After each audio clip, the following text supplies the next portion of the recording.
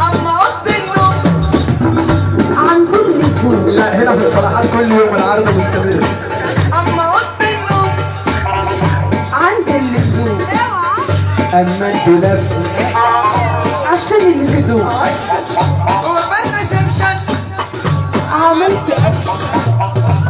يا بطيبه السلام ده السلام ده الفرح كله طالبه. فبناء من الشباب اللي على المسرح بعد اذن حضراتكم نروق الدنيا. ما تقولش السلام ده يا باشا لما الناس كلها تنزل. يا جشطه يلا يلا. الشقه الشقة لأ. هتخش الاوضه هلبس لك موضة. اما اوضه النوم عند اللزوم. اما الدولاب ده بتاع الهدوء. وفي الريسبشن هنعمل اكشن.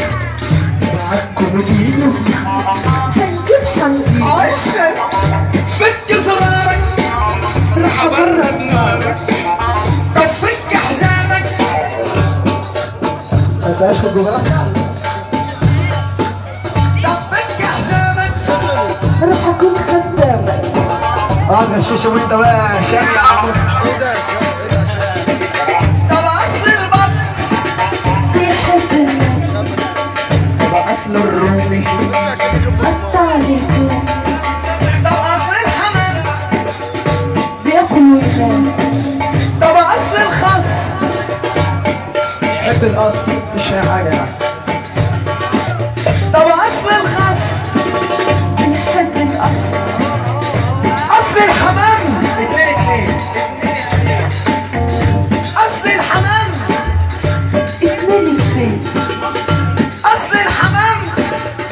اتنين فين. وانت يا ندى نام يا سافله يا بنت الكلب. انت جايه من القاهره تقرفينا. هتوحدي الله. يا حبيبتي يا عفو. فك الكبسوله. هنجيب حسونه.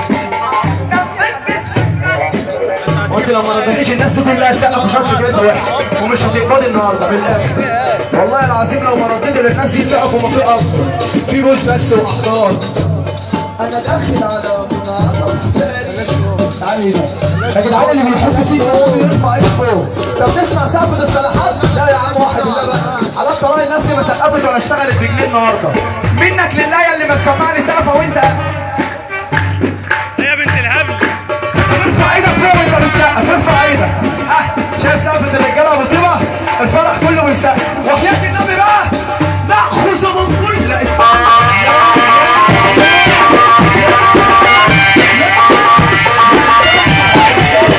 مالناش في بيتها.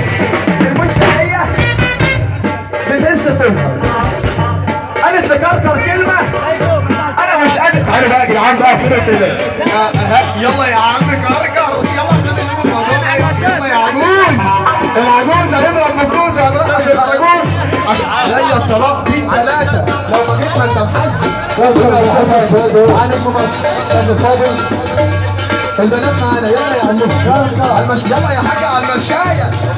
عارفين قالت لي ايه؟ مش ايدك من على بطني.